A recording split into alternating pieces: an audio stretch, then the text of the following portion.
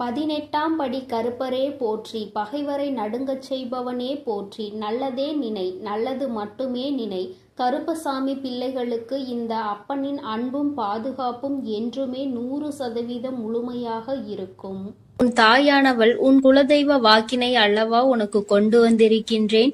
நீண்ட நாட்களுக்கு பிறகு உன்னுடைய குலதெய்வத்திடம் இருந்து உனக்கான நல்ல செய்தி ஒன்று வந்திருக்கிறது. என் தங்கமே, இந்த நல்ல நாளில் உன் குலதெய்வம் உனக்கு நல்ல வாக்கு தர வேண்டும் என்று நினைக்கிறார்கள். அதற்கு அவர்கள் தேர்ந்தெடுத்திருப்பது உன் தாயானவள் என்னைத்தான். என் தங்கமே, அவர்கள் உன்னிடத்தில் பேச வேண்டும் என்று நினைத்த விஷயம் உன்னுடைய வாழ்க்கை சம்பந்தமானதுதான், வேறெதுவும் கிடையாது. என் பிள்ளையே, நீ உன் வாழ்க்கையில் நடக்கின்ற ஒவ்வொரு நிகழ்வுகளையும் இந்த தாயானவள் நான் வந்து பார்ப்பதற்கு முன்பாக அவர்கள் பார்க்க தொடங்கி விடுகிறார்கள் அல்லவா? அவர்கள்தானே முதன்மையானவர்கள். நீ என்ன நிகழ்வுகளை இல்லத்தில் நடத்தினாலும், உன் வாழ்க்கையில் என்ன நடந்தாலும் அது யாருக்கு தெரிகின்றதோ இல்லையோ, உன்னுடைய குலதெய்வத்திற்கு சர்வ நிச்சயமாக தெரியும் என்பதில் எந்த ஒரு மாற்று கருத்தும் கிடையாது. இந்த தாயானவள் நானே உன் குலதெய்வத்திற்கு பின்னால் உன்னை காண வர முடியும் என்பதை நீ புரிந்து கொள்ள வேண்டும். உனக்கு என்ன கஷ்டம் வந்தாலும், உனக்கு என்ன பிரச்சனைகள் வந்தாலும், உன்னை தேடி முதலில் வருவது உன்னுடைய குலதெய்வம் என்பதில் எந்த ஒரு மாற்று கருத்தும் கிடையாது. என் தங்கமே, உன்னுடைய குலதெய்வம் உன் கஷ்டங்களை எல்லாம் முன்னின்று காண்கின்றார்கள். அவர்கள் தருகின்ற வாக்கினை ஒருபொழுதும் நீ தவறவிட்டு விடக்கூடாது. ஏனென்றால் என் பிள்ளையே, உன்னுடைய வாழ்க்கையில் நடக்க இருக்கின்ற எல்லா விஷயங்களையும் தெரிந்து வைத்திருப்பவர்கள் அவர்கள்தான். நிச்சயமாக உனக்கு அதற்கான நல்ல தீர்வினையும் கொண்டு வந்து சேர்ப்பார்கள் என்பதில் எந்த ஒரு சந்தேகமும் வேண்டாம். உன்னுடைய பிரச்சனைகளுக்கெல்லாம் முதலில் தீர்வு அவர்களிடம்தான் அதிகமாக இருக்கும். அவர்கள் சொல்கின்ற எல்லா விஷயங்களையும் உன் அம்மா நான் அப்படியே உன் வாழ்க்கையில் நடத்தி கொடுப்பேன். நான் தனித்து நின்று எதையும் உன் வாழ்க்கையில் செய்வது கிடையாது. உன் குலதெய்வத்திடம் இருந்து கருத்து கேட்டுதான் உன் வாழ்க்கையில் என்ன நடத்த வேண்டும் என்ற முடிவுகளை நான் எடுக்க முடியும். இது நாள் வரையிலும் உன் வாழ்க்கையில் நீ எத்தனையோ வேதனைகளை அனுபவித்திருப்பாய், எத்தனையோ கஷ்டங்களை கண்டிருக்கின்றாய், எத்தனையோ சோதனைகளையும் நீ கண்டிருக்கின்றாய். பல சோதனைகளை கண்டு இந்த வாழ்க்கையில் நீ வெற்றி பெறக்கூடிய சூழ்நிலையை இப்பொழுதுதான் உணர தொடங்கி இருக்கின்றாய். அதனால்தான் இன்று உன்னுடைய குலதெய்வத்தின் வாக்கினை நான் கொண்டு வந்திருக்கின்றேன். என் அன்பு பிள்ளையே, இந்த நல்ல நாளில் குலதெய்வத்தின் வாக்கு கிடைப்பது என்பது அத்தனை சாதாரண விஷயம் கிடையாது. என் தங்கமே, அதனால் உனக்கு கிடைக்கும் பொழுது அதனை நீ சரியாக உன் வாழ்க்கையில் பயன்படுத்திக் கொள் என்றுதான் அம்மா சொல்கின்றேன். என்றென்றைக்கும் உனக்கு நல்ல ஆசீர்வாதங்களை வழங்கி கொண்டு இருக்கின்றார்கள். அவர்களை நீயே வேண்டாம் என்று தள்ளி நிற்க சொன்னாலும் அவர்கள் உன்னை விட்டு ஒரு அடி கூட விலகி நிற்பது இல்லை என்பதை நீ புரிந்து கொள்ள வேண்டும். என் தங்கமே, எல்லாவற்றிற்கும் முதன்மையாக இருக்கக்கூடிய உன் குலதெய்வம் இன்று உனக்கு தர வந்திருக்கின்ற இந்த வாக்கானது உன்னுடைய வாழ்க்கையில் அதிசக்தி வாய்ந்த வாக்காக இருக்கும். என் குழந்தையால் மறக்க முடியாத நல்ல வாக்காக இருக்கும். என் தங்கமே, நான் எப்பொழுதும் உன்னை தேடி வந்து உன்னோடு பேசிக் கொண்டிருப்பதை உன் குலதெய்வம் கண்டதினால்தான் என் மூலமாக உன்னிடத்தில் பேசுகிறார்கள். அதற்கும் என் பிள்ளைக்கு சந்தேகம் வரும் அல்லவா? குலதெய்வம் என்னிடத்தில் பேச வேண்டியதுதானே, எதற்காக உன் மூலமாக என்னிடத்தில் பேசுகிறார்கள் என்ற சந்தேகம் உனக்கு வரத்தானே செய்யும். என் தங்கமே, உன்னுடைய சந்தேகத்திற்கான பதிலை நான் இப்பொழுதே உன்னிடம் சொல்லிவிடுகின்றேன்.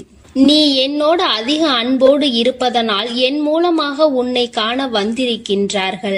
அப்படியானால் ஒரே நேரத்தில் உன்னுடைய குலதெய்வத்தையும் உன்னுடைய இஷ்ட தெய்வத்தையும் கண்டுவிட்ட பலன் உனக்கு கிடைத்து விடும் அல்லவா?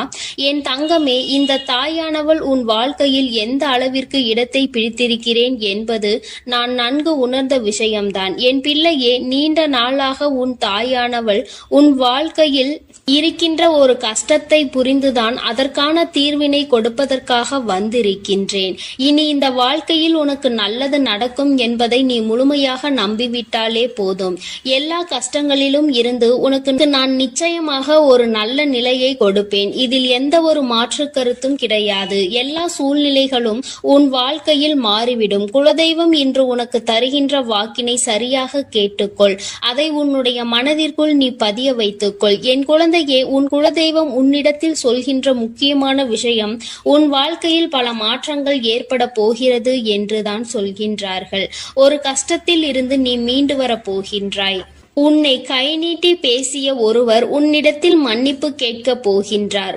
உன் மனதினை காயப்படுத்திய ஒருவர் இன்று வேதனைப்பட்டு கொண்டிருக்கிறார். குலதெய்வத்தின் முன்னால் நின்று யாரெல்லாம் உன்னை சபித்தார்களோ அவர்கள் வாழ்க்கை கேள்விக்குறியாக மாறி நின்று கொண்டிருக்கிறது. இப்படி ஒவ்வொருவரும் அவர்கள் வாழ்க்கையில் செய்திருக்கின்ற விஷயங்களை கண்டு மனம் வேதனை பட போகின்றார்கள். உனக்கு வாழ்க்கையில் கஷ்டம் வந்துவிட்டது என்று எண்ணி வருத்தப்படாமல், என் பிள்ளையே, இனி உன் வாழ்க்கையில் நடப்பது எல்லாமே உன் சந்தோஷத்தை மட்டுமே அடிப்படையாக கொண்டது என்பதை நீ புரிந்து கொண்டால் போதும். என் பிள்ளையே, இந்த வாழ்க்கை உனக்கு கொடுத்தது எல்லாமே இனி உன்னுடைய மனநிலையில் சந்தோஷத்தை கொண்டு வந்து கொடுக்கும் என்பதை நீ புரிந்து கொண்டால் போதும். எல்லோரும் ஒரு நாள் இந்த தாயானவள் என்னுடைய வாழ்க்கையில் என்ன நடத்தி கொடுத்தாள் என்று நிச்சயமாக யோசிக்கின்றபடி உன் வாழ்க்கையில் அம்மா நிச்சயமாக நல்ல விஷயத்தை நடத்தி கொடுப்பேன் என்பதை நீ புரிந்து கொண்டால் போதும். இப்பொழுதெல்லாம் இந்த வாழ்க்கையில் நீ பட்ட கஷ்டங்களுக்காக வேதனைப்பட்டு நின்றாயோ, அந்த நேரத்தில் எல்லாம் உன் குலதெய்வமும் உன் தாயானவள் நானும் உன்னை காக்க வந்திருக்கிறோம் என்பதை ஒரு நாளும் நீ மறந்துவிடக் கூடாது. ஒரு விஷயம் தவறு என்று தெரிந்துவிட்டால் அதை ஒரு நாளும் என் பிள்ளை நீ செய்ய துணியாதே. அதே நேரத்தில் ஒரு விஷயத்தை செய்யும் பொழுது அது உனக்கு சரி என்று தோன்றிவிட்டது என்றால் யார் சொன்னாலும் அதன் பிறகு அதை நீ நிறுத்தி விடாதே. நல்லபடியாக அதை செய்து நீ வெற்றி பெறுவதற்கான முயற்சிகளை எடுத்துக்கொள்ள வேண்டுமே தவிர ஒரு நாளும் என் பிள்ளை இந்த வாழ்க்கையில் நீ அடைய நினைக்கின்ற விஷயங்களை அடையாமல் விட்டுவிடக் கூடாது. உன்னுடைய முயற்சி இந்த வாழ்க்கையில் அதிகமாக இருப்பது போல இனி உன் வாழ்க்கையில் நடப்பது எல்லாமே உன் சந்தோஷத்தை மட்டுமே அடிப்படையாக கொண்டது என்பதனை நீ புரிந்து நடந்து கொள்ள வேண்டும். உனக்கு என்றென்றைக்கும் உன்னுடைய குலதெய்வம் துணை இருக்கின்றது என்பதை புரிந்து கொண்டு உனக்கு என்னாலும் இந்த தாயானவளின் உடைய ஆசீர்வாதங்கள் இருக்கும் என்பதை நினைவில் வைத்து கொண்டு நீ செய்ய நினைக்கின்ற விஷயங்கள் எல்லாவற்றையும் சரியாக செய்து கொண்டு இருக்க வேண்டும். என் தங்கமே, என்றெல்லாம் இந்த தாயானவள் உன் வாழ்க்கையில் வருகின்றாரோ என் தங்கமே, என்றெல்லாம் இந்த தாயானவள் உன் வாழ்க்கையில் வருகின்றாளோ அன்றெல்லாம் என் கூட உன்னை காண உன் குலதெய்வமும் வருகிறார் என்பதை நீ மறந்துவிடக் கூடாது. என் பிள்ளையே, எந்த விஷயங்களை உன் வாழ்க்கையில் செய்வதாக இருந்தாலும் நாங்கள் இருவரும் கலந்து ஆலோசித்துதான் உனக்கு செயல்படுத்துவோம் என்பதையும் நீ நினைவில் வைத்துக் கொள்ள வேண்டும். என் பிள்ளையே, நீ கேட்பதை தெளிவாக கேட்க வேண்டும். அப்பொழுதுதான் உனக்கு கொடுக்கின்ற தெய்வங்களும் எதையும் யோசிக்காமல் கொடுக்கும் என்பதை நீ புரிந்து கொள்வாய். எதையும் கண்மூடித்தனமாக உனக்கு கிடைக்க வேண்டும் என்று நீ நினைத்து கொண்டிருந்தால் நிச்சயமாக அது உன்னை வந்து சேராது. உனக்கு பிறகு அதனால் நீ படுகின்ற கஷ்டங்களை நாங்கள் வேடிக்கை பார்க்க முடியாது. எதை கொடுக்க வேண்டுமோ அதை சர்வ நிச்சயமாக உனக்கு நாங்களே தேடி வந்து கொடுப்போம் என்பதில் எந்த ஒரு மாற்று கருத்தும் கிடையாது. என் தங்கமே, இந்த வாழ்க்கையில் உனக்கு நடந்துவிட்ட எல்லா விஷயங்களிலும் இருந்து நீ நல்லபடியாக மீண்டு வர போகின்றாய். அவர் உன் வாழ்க்கையில் உனக்கு கஷ்டங்களை கொடுக்கிறார் என்று நீ நினைத்து விடாதே. அவர்கள் நிச்சயமாக உன்னை நினைத்து வருத்தப்படதான் செய்கின்றார்கள். உனக்கு நல்ல நேரம் ஆரம்பித்து விட்டது என்பதை தான் உன் குலதெய்வம் இன்று நான் உன்னிடத்தில் சொல்ல வந்தேன். இனி எந்த சூழ்நிலையிலும் நீ கவலைப்படாமல் இரு. நான் உன் வாழ்க்கையை உயர்நிலைக்கு கொண்டு செல்ல போகின்றேன். என் குழந்தையே, உன் குலதெய்வ வாக்கினை நீ கேட்டுவிட்டாய் அல்லவா? உன்னோடு இருந்து உன் வாழ்க்கையை உயர்த்துவதற்காக அவர்கள் வந்திருக்கின்றார்கள். இனி ஒருபோதும் என் பிள்ளை நீ தடம் புரண்டு சென்று விடாதே. நல்லது நடக்கின்ற நேரத்தில் உன் குலதெய்வம் உன்னை காண வந்திருக்கிறது என்றால் என் பிள்ளையே, இனி இந்த வாழ்க்கையில் என்றென்றைக்கும் உனக்கு சந்தோஷம் மட்டுமே நிலைத்திருக்க போகிறது என்பதை நீ புரிந்து கொண்டு விட்டால் போதும். என் அன்பு பிள்ளைக்கு இந்த தாயானவளினுடைய ஆசீர்வாதங்களும் உன் குலதெய்வத்தினுடைய ஆசீர்வாதங்களும் எப்பொழுதும் முழுமையாக கிடைக்கும். என் தங்கமே, அதனால் நீ எதற்காகவும் கலங்காதே, எதை நினைத்தும் வருந்தாதே. நீ நல்லதையே நினைத்தால் உன் வாழ்வில் எல்லாம் உனக்கு நல்லதாக மட்டுமே நடக்கும். என் அன்பு பிள்ளையே, உன்னை கண்ணீர் சிந்த வைத்தவர்கள் கண்கலங்கி நிற்கப் போகின்றார்கள். என் தங்கமே, இன்று இந்த தாயானவள் உன்னுடைய குலதெய்வ வாக்கினை கொண்டு வந்திருக்கின்றேன். குலதெய்வ வாக்கை தவிர்த்து விடாதே. ஏனென்றால் உன்னுடைய மிகப்பெரிய கேள்விக்கு உன் குலதெய்வத்திடம் இருந்து உனக்கு பதில் வந்திருக்கின்றது. என் தங்கமே, இன்று இந்த தாயானவள் உன்னை தேடி வந்து உனக்கான நல்ல வாக்கினை கொண்டு வந்ததற்கு மிகவும் முக்கியமான காரணம் என்ன தெரியுமா? என் பிள்ளைக்கும் மனதில் இருக்கின்ற ஒரு மிகப்பெரிய குழப்பத்திற்கு தீர்வினை கொண்டு வந்து சேர்க்க வேண்டும் என்பதுதான். நான் இங்கே கண்ணீர் சிந்துகிறேன், யாருக்கும் எந்த துரோகத்தையும் செய்யாமல். ஆனால் என்னை கண்ணீர் சிந்த வைத்தவர்கள், என்னை மனம் வருந்த வைத்தவர்கள் அங்கே நிம்மதியாக இருப்பதற்கு என்ன காரணம் தாயே என்று என் பிள்ளை நீ என்னை பார்த்து கேட்கின்றாய் அல்லவா? இந்த கேள்விக்கு உனக்கு நான் பதில் கொடுக்க வேண்டும் அல்லவா? என் குழந்தையே, நீ எத்தனையோ கண்ணீர் சிந்தினாய். சரி, நீ இப்படி கண்ணீர் சிந்துவதற்கு யார் காரணம் என்று ஒரு நொடி உணர்ந்து பார்த்தாயா? உண்மையாகவே நீ இப்பொழுது சிந்திய இந்த கண்ணீருக்கு அவர்கள் உண்மையில் தகுதியுடையவர்கள் தானா? அவர்கள் பேச்சுக்கு நீ மதிப்பு கொடுத்தது நியாயம்தானா என்பதை முதலில் நீ தெளிவாக புரிந்து கொண்டிருந்தால் உனக்கே பாதி பதில் அப்பொழுதே கிடைத்திருக்கும். சரி, அவர்கள் சொல்வதை சொல்லிவிட்டார்கள், நீயும் அழுவதை அழுது விட்டாய். இப்பொழுது உன் குலதெய்வம் இதற்கு பதில் சொல்ல வந்ததற்கு காரணம் என்ன தெரியுமா? இது உன் குலதெய்வத்தின் வார்த்தைகளுக்கு உன் வாழ்க்கையில் இடம் கொடுக்க வேண்டிய காரியமாக மாறிவிட்டது. ஏனென்றால் இந்த பிரச்சனைகள் உன் குலத்தில் இருக்கின்ற பிள்ளைகளுக்கு இடையே ஆனது. குலதெய்வம் 2 பேருக்குமே தெய்வமாக உனக்கு இருக்கலாம், அவர்களுக்கு இல்லாமலும் போகலாம். ஆனால் உன் குலதெய்வம் அப்படி அல்ல. இருவருக்குமே உன் குலதெய்வம் ஒன்று என்பதனால் இப்பொழுது அவர்கள் இதற்கு பதில் தர வேண்டிய கட்டாயம் வந்துவிட்டது. நீ சிந்திய கண்ணீர் அவர்கள் மனதை அல்லவா ரணமாக்கி விட்டது. நீ தேவையோடுதான் கண்ணீர் சிந்தினாய், தேவையில்லாமல் கண்ணீர் சிந்தவில்லை. இதுவெல்லாம் அவர்களுக்கு நன்றாக தெரியும். என் குழந்தையே, நீ தவறுகள் செய்திருந்தாலும் சரி, தவறுகள் செய்யாவிட்டாலும் சரி, அதற்கு என்ன விஷயங்கள் என்ன காரணங்களாக உன் வாழ்க்கையில் வந்தாலும் அதை நீ சரியான கோணத்தில் எதிர்கொண்டு இருக்க வேண்டுமே தவிர ஒருபொழுதும் அழுது உன்னுடைய நிலையில் இருந்து நீ இறங்கி வந்திருக்க கூடாது. என் குழந்தையே, நீயாகவே உன்னுடைய நிலையில் இருந்து இறங்கி வந்ததனால் இன்று உனக்கு இருக்கின்ற கஷ்டங்கள் ஏராளமாகிவிட்டது. நீ இந்த நிலையில் இருக்க வேண்டும் என்று எண்ணி அவர்கள் இந்த காரியங்களை செய்தார்கள். இப்பொழுது சந்தோஷமாக அவர்கள் இருக்கின்றார்கள். அவர்களுக்கு சந்தோஷத்தை கொடுத்துவிட்டு நீ இங்கே வேதனைப்பட்டு கொண்டிருக்கிறாய் என்றுதான் உன்னுடைய குலதெய்வம் சொல்கின்றார்கள்.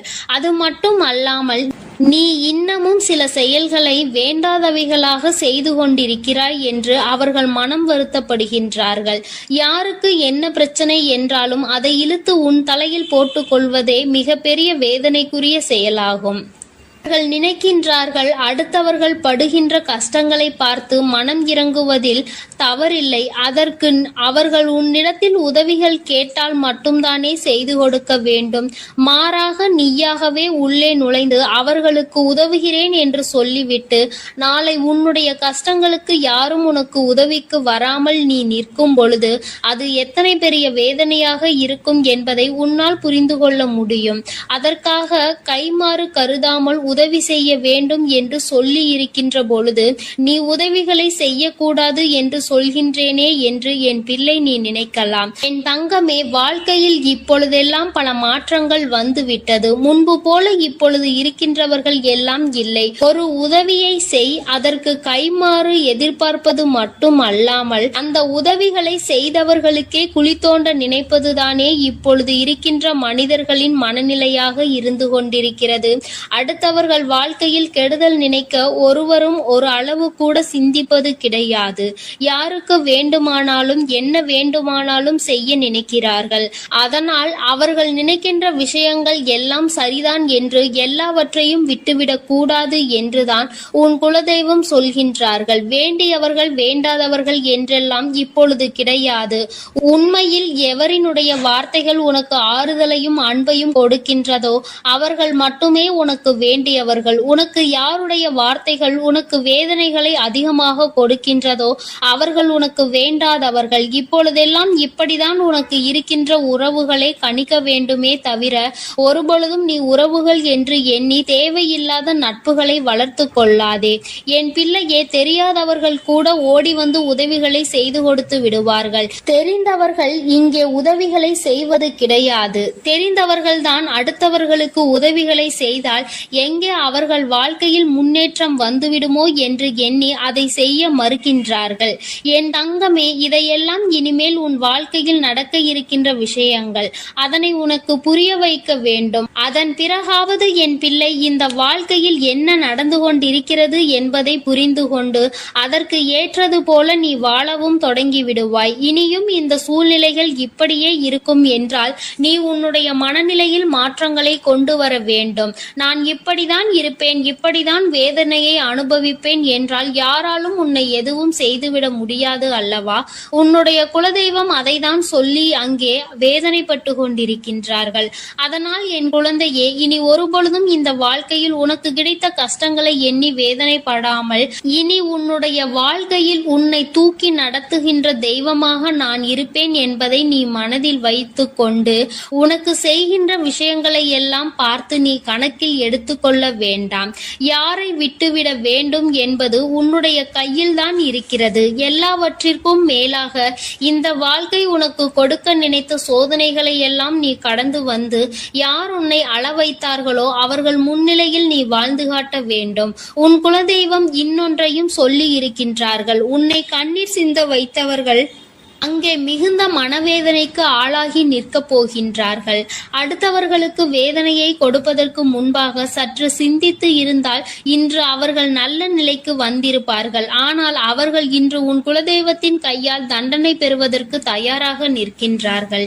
இனியாவது இந்த வாழ்க்கையை பற்றிய கவலை மற்றவர்கள் மீது செலுத்தாமல் உனக்கு நல்லபடியாக இருக்கும் என்பதை நீ மனதார நம்பிவிட்டால் போதும். எப்பொழுதுமே உனக்கு மன நிம்மதி கிடைக்கும். உன் குலதெய்வம் உனக்கு துணையாக இருக்கின்றது. உன் குலத்தில் இருக்கின்றவர்கள் தானே என்று அவர்கள் யாரையும் விட்டுவிடுவதில்லை. அவர்கள் தவறு செய்கின்றவர்களுக்கு தண்டனை என்ற ஒன்று எப்பொழுதும் கிடைத்தே தீரும் என்றுதான் சொல்கின்றார்கள்.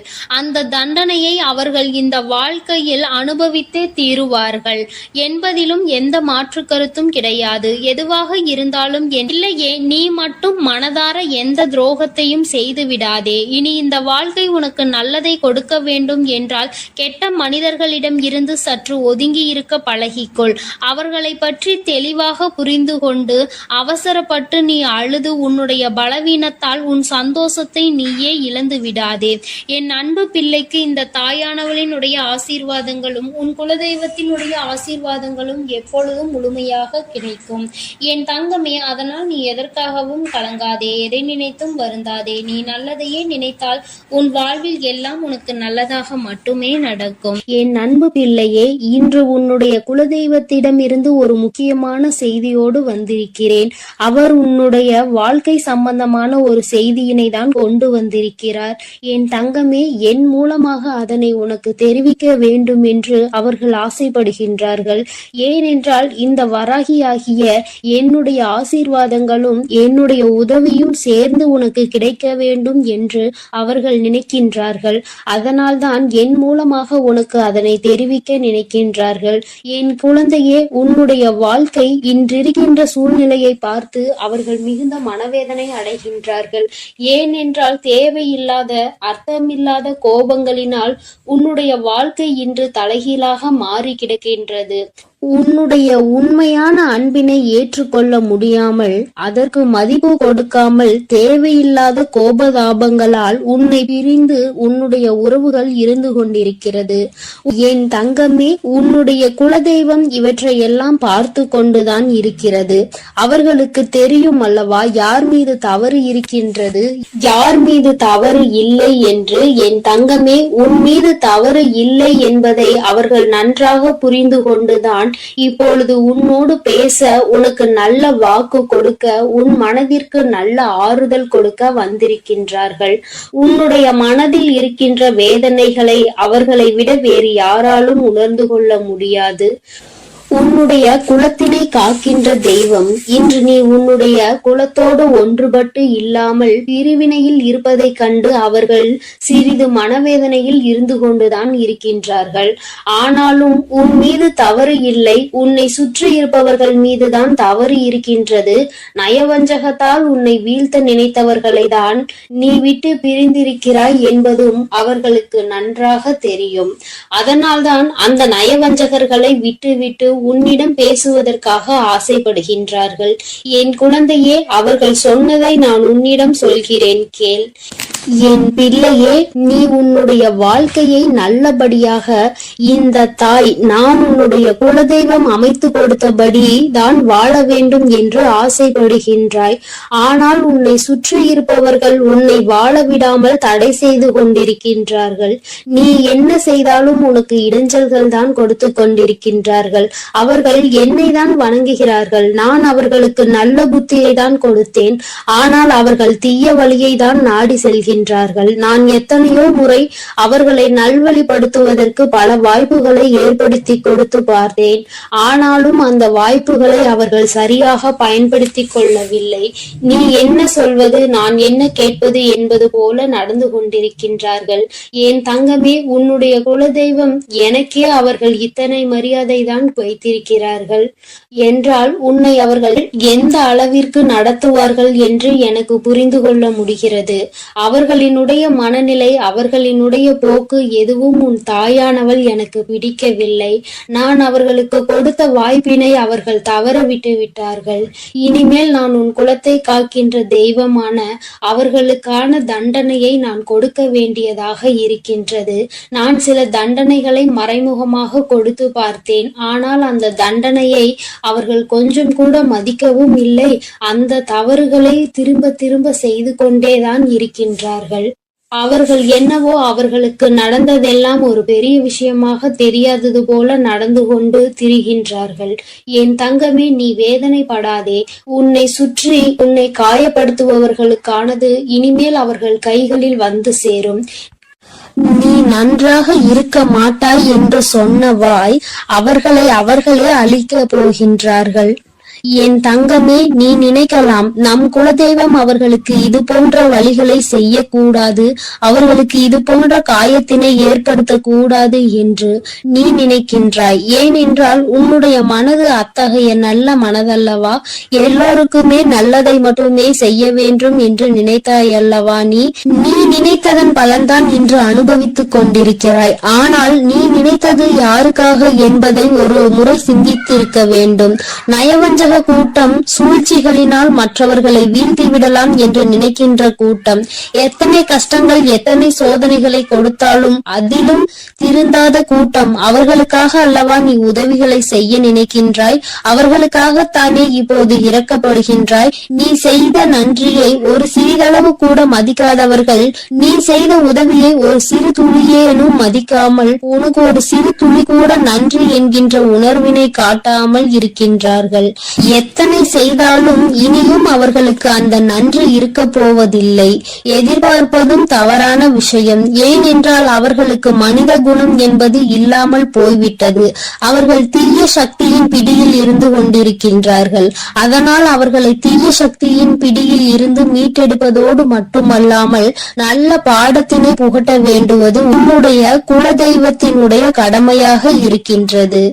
என் தங்கமே, நீ வேதனைப்படாதே. உன் வாழ்க்கை சில சமயங்களில் உனக்கு பிரச்சனைகளை தரும் பொழுதெல்லாம் நீ நினைக்கின்றாய், அவர்கள் விட்ட சாபமாக இருக்குமோ, நம்மை சுற்றி சுற்றி நமக்கு செய்ய நினைத்த தீய வினைகளாக இருக்கும் என்று. என் தங்கமே, நிச்சயமாக அவர்களின் சாபங்களோ அவர்கள் தீய வினைகளும் ஒருபோதும் உன் வாழ்க்கையில் பலிக்காது. இதுவரை பலிக்கவும் இல்லை. உன்னுடைய வாழ்க்கையில் நடந்து கொண்டிருக்கின்ற பிரச்சனைகளுக்கு உன்னோடு இருப்பவர்களே காரணமாக இருக்கின்றார்கள். அர்த்தமற்ற கோபங்கள், தேவையில்லாமல் மற்றவர்களின் பேச்சை கேட்பது, இது போன்ற செயல்களால் உன்னுடைய உண்மையான அன்பினை வெறுத்து ஒதுக்கி இப்பொழுது வாழ வழியில்லாமல் தவித்து நின்று கொண்டிருக்கிறார்கள். உன்னை பிரிந்தவர்கள் நன்றாக இருக்கின்றார்கள் என்று நீ ஒருபோதும் எண்ணி விடாதே. நான் என் குழந்தையை வேதனைப்படுத்தியவர்களுக்கு நிச்சயமாக சந்தோஷத்தினை ஒருபோதும் வழங்கிவிட மாட்டேன். அது எத்தனை பெரிய தவறு என்பதை அவர்கள் நிச்சயமாக உணரும் வரை இந்த தாயானவள் அவர்களுக்கு பாடத்தினை புகட்டி கொண்டுதான் இருப்பேன். என் குழந்தையே, உன்னுடைய குலதெய்வமான நான் இனிமேல் உன் வாழ்க்கையில் நடக்கின்ற பல நல்ல நிகழ்வுகளுக்கு பொறுப்பெடுத்துக் கொள்கிறேன். நீ சந்தோஷமான மனநிலைக்கு மாற போகின்றாய். உனக்கு தீங்கு செய்ய நினைத்தவர்கள் அதற்கான பலனை அனுபவிக்க போகின்றார்கள். உன்னை விட்டு பிரிந்த வாழ்க்கை மீண்டும் உன்னிடமே வந்து சேர போகின்றது. நீ உனக்கு யாரெல்லாம் நல்லது செய்யவில்லை, உன்னை பழிவாங்க வேண்டும் என்று நினைத்தார்கள், உனக்கு தீங்கு செய்ய வேண்டும் என்று நினைத்தார்கள் என்று நினைக்கிறாயோ, அவர்களை எல்லாம் நினைப்பதை முதலில் நிறுத்திவிடு. அவர்களை எல்லாம் ஒரு ஆளாக நீ மதிக்கவே வேண்டிய அவசியம் இல்லை. உன் முன்னால் வந்து நின்றால் கூட யாரோ என்று கடந்து சென்று கொண்டே இரு. ஒருபோதும் அவர்களினுடைய உறவை நீ ஒட்டி கொள்ள வேண்டும் என்று நினைக்க தேவையில்லை.